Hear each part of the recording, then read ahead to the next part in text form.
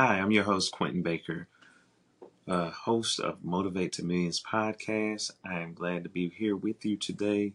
Today is going to be a very good topic that's very relatable, and I think that all of us can relate to as of right now, and hopefully in not as much in the future.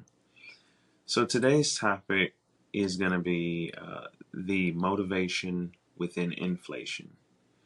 And in this topic, we will explore the economic, how economic trends shape our motivation.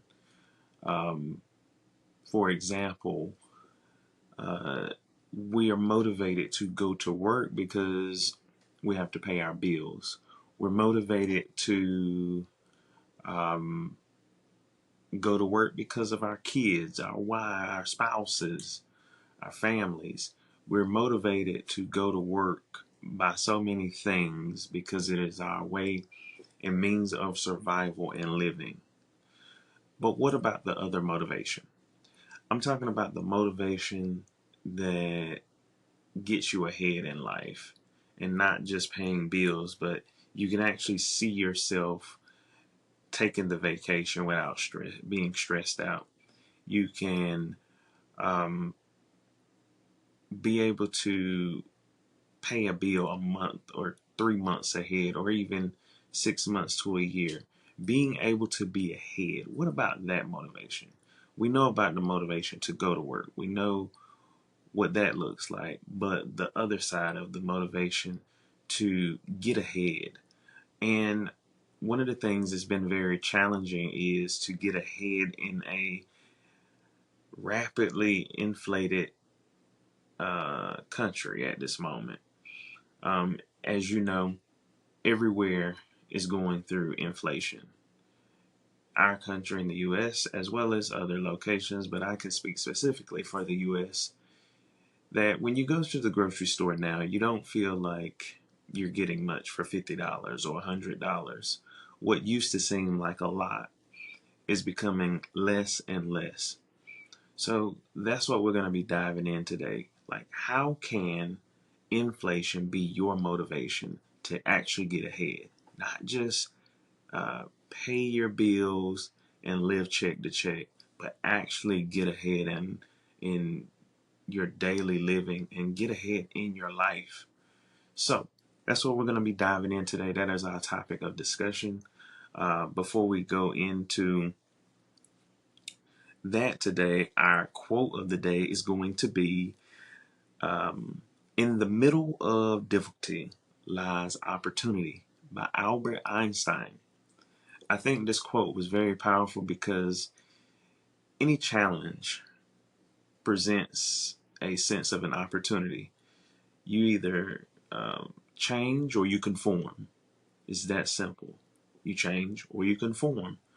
You'll change and adapt, change according to the situation at hand, make the necessary adjustments, or you'll conform to it and you'll make excuses versus finding solutions.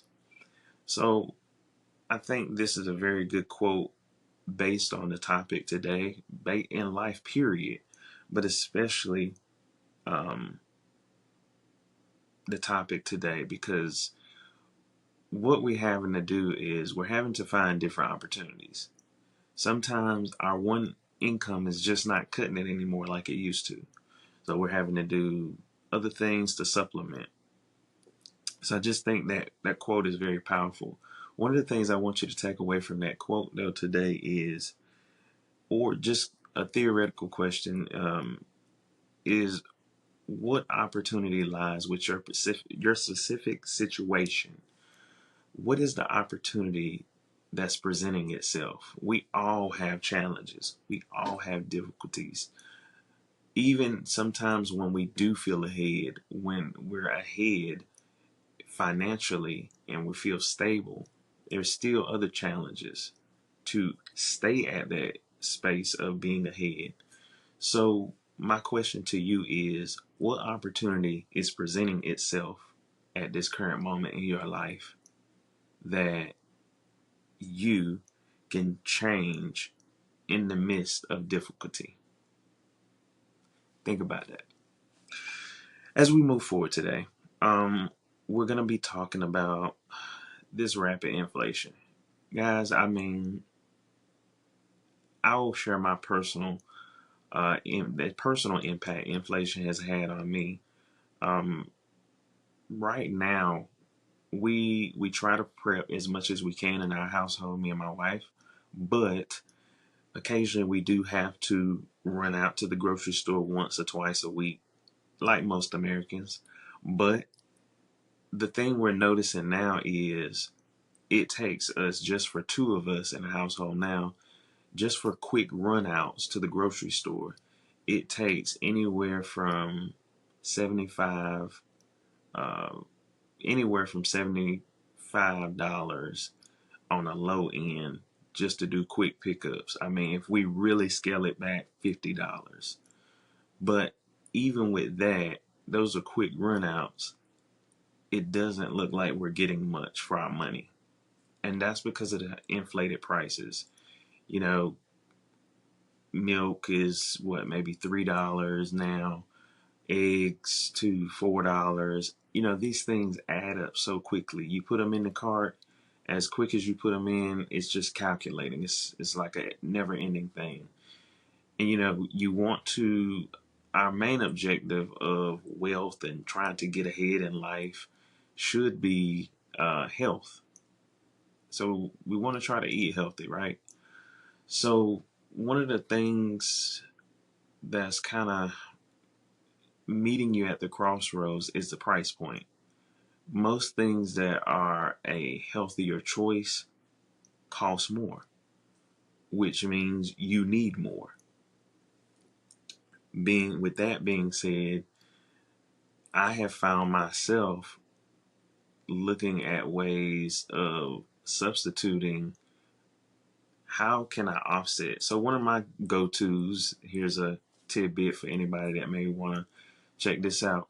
One of the things I'll do is I'll do Aldi. We'll do Aldi every occasionally, um, to kind of offset. Of course, I don't know if you don't know Aldi, you're missing out. But Aldi sometimes has very deflated prices versus to help offset the inflation that we're going through. And you can still get some quality products in there. So, with that being said, that's just one of my personal accounts. But as we move forward today, um, recent data is showing some very interesting stuff. Recent data is showing that most Americans are literally check to check, and if not pretty much check to check, that they're pretty much working a check behind. So you're pretty much working, you're always like a check in the hole. And what that simply means is, you know, you're getting paid. More people are doing payday loans. More people are doing um, things like Klarna, things like Afterpay, those supplemental payment options. Those are great for the moment, but what the thing is you begin to add up. Most of us, we have to create a sense of discipline in order for that to work. So what I mean is, when you do Afterpay, when you do Klarna, when you do those things, if you don't keep track of it, you'll pretty much soon be up to, you'll start at, let's just say $100, and before you know it, you'll be up to $400. And now, I mean, if you don't get paid but $2,000, well, a percentage of your check is already going to Klarna. This is excluding your household bills. So you can kind of see the rabbit hole I'm going down, where it gets to be a spiral. But a lot of people I'm noticing are having to borrow just to get through one month to the next. And that's what I mean, almost as if they're in working for a check in the hole. This check just pays off the debt for the next check. So it used to be check to check, but a lot of times now it's a check behind. So how can you actually get ahead like that? It's very difficult. It's not impossible. That's why we're here today. It's not impossible. It's very much possible. Just some key things that we have to look at, ask ourselves, assess our finances, and such forth. One of the things that I want to bring forth today is if you don't going through the types of income. So, three types of income. We have our earned income, portfolio income, and passive income. Earned income, of course, is where you make money from whatever you do for a living, typically a W-2, your normal 9 to 5 job, or, your job. That's your earned income. Portfolio income is investments, money you receive from typically stocks, bonds, other types of investments. That's typically your portfolio income. Passive income is money that you make without putting your money that I like to say money that makes money while you sleep, or money that makes money while you're not there. So this is the best kind of money to me. I love passive income. Um, Passive income to me is, of course, I'm going through the income structures to break down my point of getting to solutions. We all are affected by inflation. I want to get to the solutions and not just continue to talk about the problem.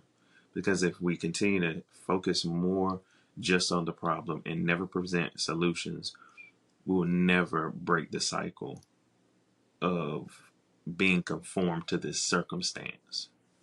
We won't change. We won't the ability to grow opportunity. So that's why I'm saying this. So back to my point, using a simple strategy right now, just a quick simple strategy is using your earned income from your 9 to 5, your normal W-2 job, and putting it in a avenue of passive income or portfolio income, or both. Typically portfolio, hey, 401k, or get with a expert in finance when it comes to investments, opening up you a investment account, utilizing your 401k properly, and asking the necessary questions on how can you make sure your money is yielding the highest return. Those are things that you could learn or gather information from a financial advisor. Passive income, this is you simply taking that. Let's just say, for example, you make about $3,000 a month, and you may take, let's just say, 250 of it, and you put it into, let's say, what do we want to say?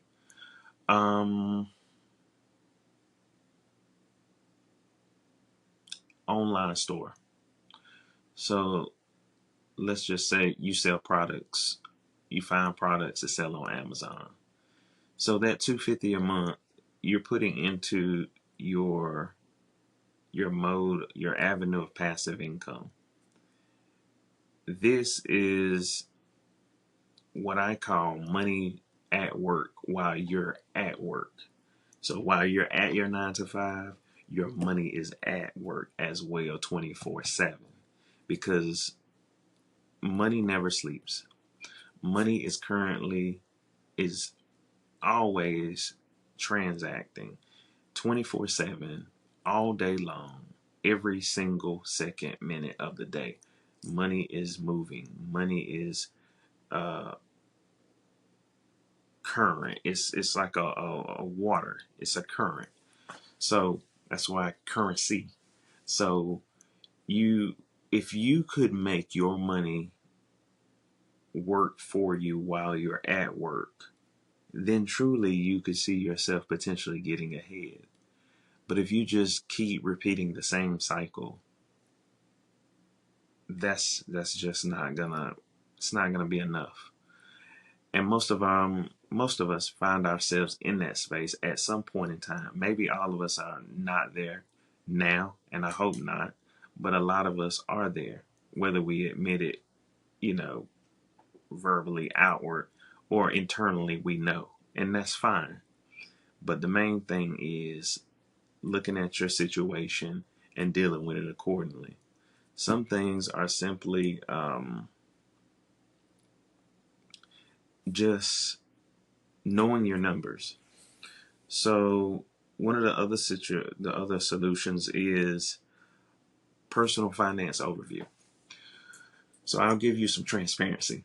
When I first got married, one of the first things that was kind of challenging for me as a young man married was finances, like talking about finances, um, just so much. And the reason why I noticed later on, as a more mature husband, a more mature man, is that I was pretty much deflecting the situation. Like, pay the bill, move on, that's it. But the problem with that is you can't actually plan. Like, if you don't have financial conversations, you can't plan to get ahead. So that was a big issue. Fast forward, where did that probably stem from? That probably stemmed from my upbringing. That's not typically a conversation I had in my upbringing. We make money, you make money to live, you make money to survive, you make money to pay your bills.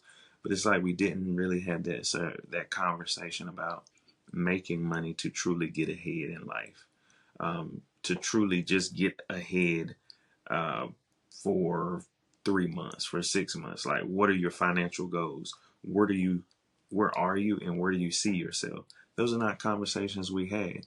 And I think that's a lot of people that may be listening today. We haven't had those financial conversations within our family or within our household. Some did, but most, of course, we know don't.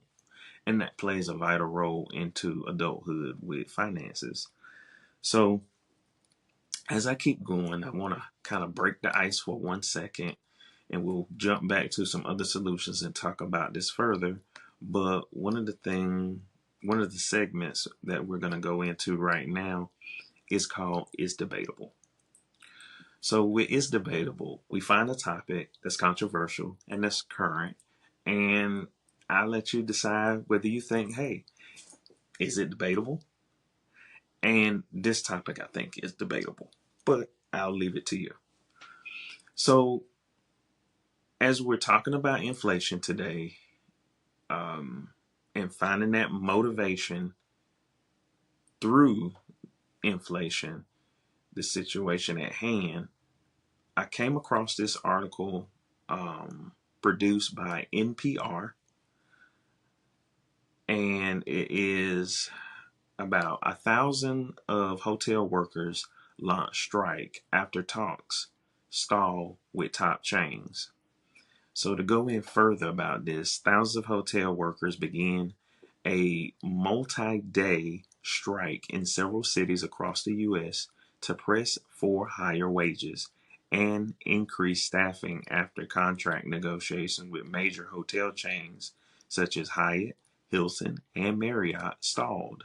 Workers walked off jobs on Sunday in 25 cities, including San Francisco, Seattle, Greenwich, Connecticut, and Honolulu, said Unite Here, a union representing hospitality workers across North America.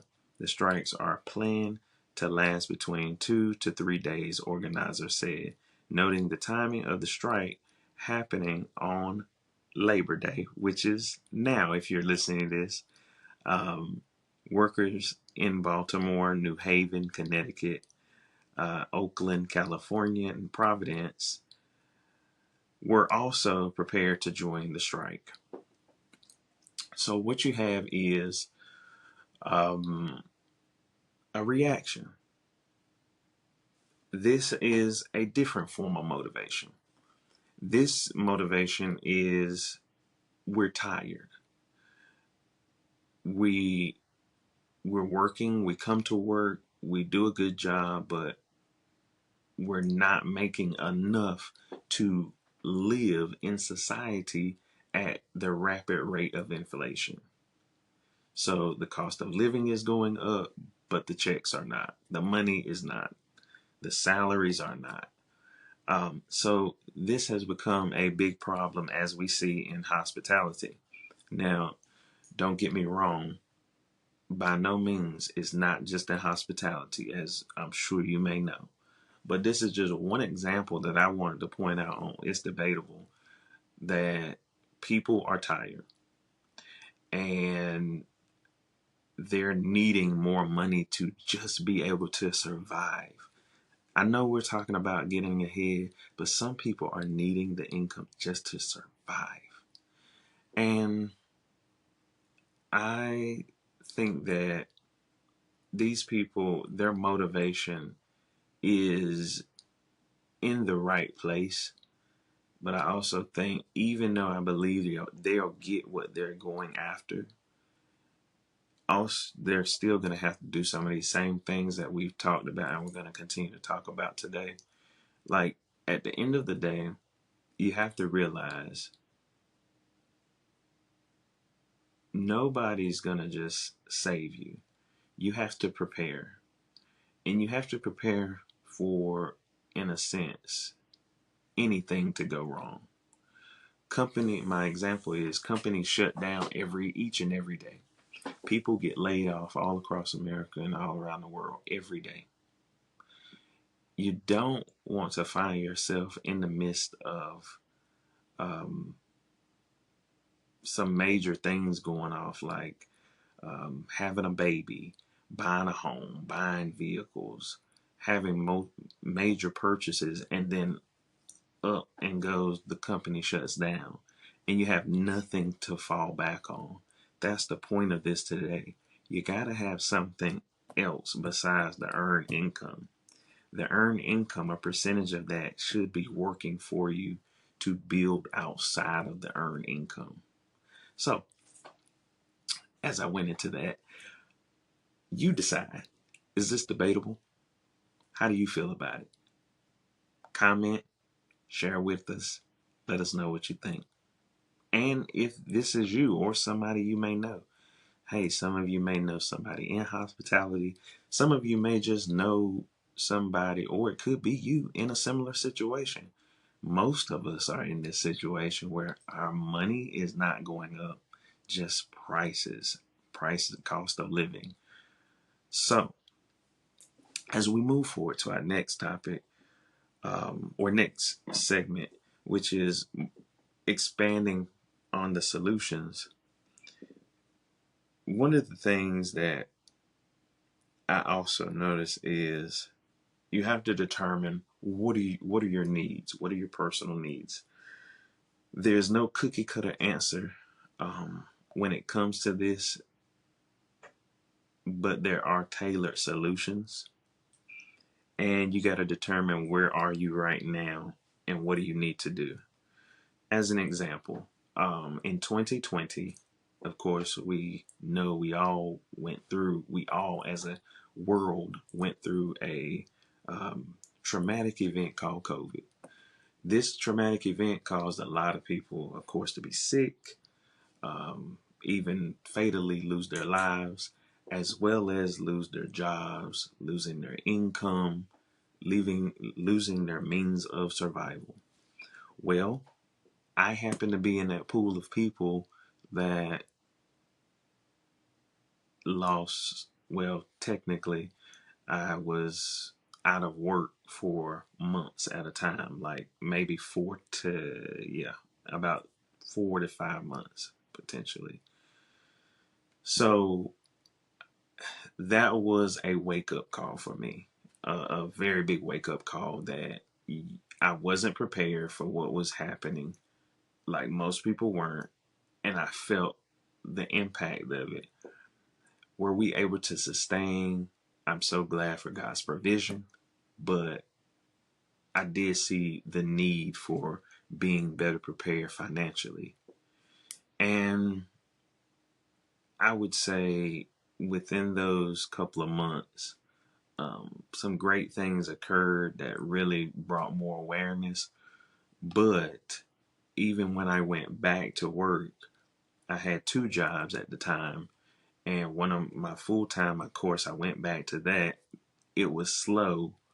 And because it was dealing with the travel industry, that was slow at the time because people just weren't traveling as much as they were with COVID going around and going on. So that was a factor. Then fast forward, the part time that I had at the same during this time, that company, when I did go back, there was nothing to go back to. The company was shutting down. And in this arena, I was in retail. Most retailers in this area that I worked in were shutting down. I vividly remember many retailers going online. They're saying, we're doing a closeout sale and we're going online to sell our products. Well, the problem with that is that puts hundreds, thousands, and thousands of people out of a job that was banking on this income, which goes back to that point. You got to be prepared for the unknown. So, with this tailored solution, looking at your own personal finances to um, combat inflation, you got to figure out, what do you need? Do you need to do a side hustle? Do you need a traditional part-time job? Or do you need to start a business? Can you afford to start a business? Or do you need to just prepare to start a business while working a part-time or side hustle until you can get your finances up to par where you need them to be? As an example, one of the things I did during those months that I was out of work, I did DoorDash. Never considered DoorDash, but at that time, had to think outside of the box. So one of my side hustles was DoorDash. Also, I um, began looking at other things and was doing other things that would just help offset my finances that were similar to DoorDash but not the same. I was pretty much looking for any opportunity where I could ensure that, financial needs were being met. So you got to figure out where you need to be at in that category. Side hustle, part time, and do you want to start a business, or do you need to start a business? Do you have enough? Like, what's the plan for that? If that's something you want to do. If not, then what is another mode, going back to the passive income, portfolio income? What are the areas? What can you do to branch into that direction if you're not as pressed that you don't feel like you need a side hustle or part time as of right now, but maybe you need to put your money give your money direction through a portfolio income or passive income, figuring out that situation, getting a financial advisor, getting a mentor. Hey, nothing wrong with that. We don't have all the answers. And that's what collaboration is all about. That's what today, this conversation is all about. One of the ways I want to also tell you is, with the financial overview, one of the good tools I have used and continue to use is Rocket Money. Rocket Money allows you to see all your um, financial purchases, see all your spending habits in one place. Also, it helps you track your subscriptions. We live in a world, unfortunately, now where we are heavily focused on subscriptions on our phone to be able to do a lot of stuff that we like to do or need to do. So, Rocket Money is a great resource to help you calculate, see where you are with your finances, and make those adjustments and um, just figure out what do you need to do in your personal assessment. The other thing is that um, this is the last thing that I will say. your productivity. Productivity is a um, big factor when it comes to the income. It can it can really change things drastically for you. You know, we're talking about finding the motivation through all this rapid inflation.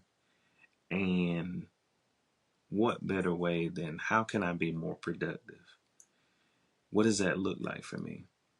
Does that look like me using my lunch break to study on something for school or to work on a course that I'm working on, a certification? Where can I direct my time better? Um, if I'm working a side hustle or part time or a business, like when I get off work, what are my dedicated hours? Do I spend 1 to 2 hours per day in that thing that I do on the side to try to get ahead? Productivity, very big factor. Please don't minimize the power of productivity because I have seen it work wonders. I've seen it work for me in just the last 30 days. I'll share a quick story with you. Currently, I work in insurance as an insurance agent, auto insurance. And one of the things I had noticed, I began to learn how to read the numbers better within our organization from a manager. And after I began to learn how to read them better and understand them to the T, then I was able to track where I was, where I needed to be to meet the metrics. And what I noticed is in 30 days, me seeing what I needed to do on a daily basis and what potentially I needed to do to get there changed drastically the income that I was able to produce for the organization. And based on my metrics, it put me in about a $22,000 difference in 30 days when it came to sales. So this was a great month for me, as on paper I have literally produced over 50,000 in premium in sales for insurance. So that was a great win for me. Personally, it's just me learning. Now, don't get me wrong. I'm not making the income I desire to make just yet. I'm really not making that. Trust me.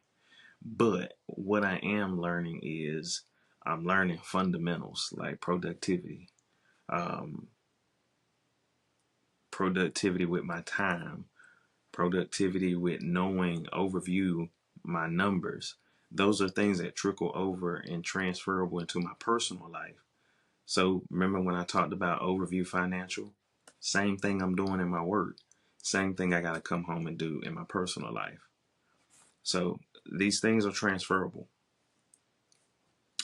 So here's some things I want you to leave with today with just kind of some questions you might want to ask yourself, discuss with your spouse, your partner, um, even discuss it amongst a group of friends. I think there's so much power in networking, and especially with like minded individuals, those that want to get ahead and looking for ways to really go further and not just live check to check or check behind.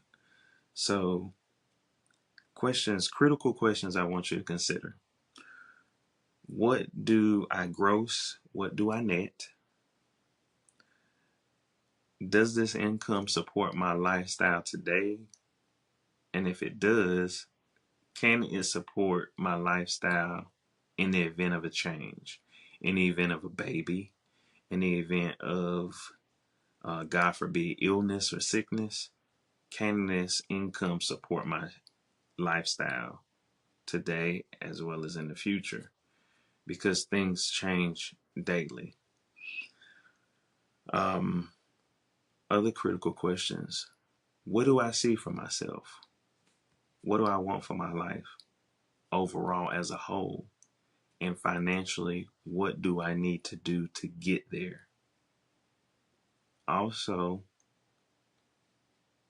what are things that are hindering me from getting ahead?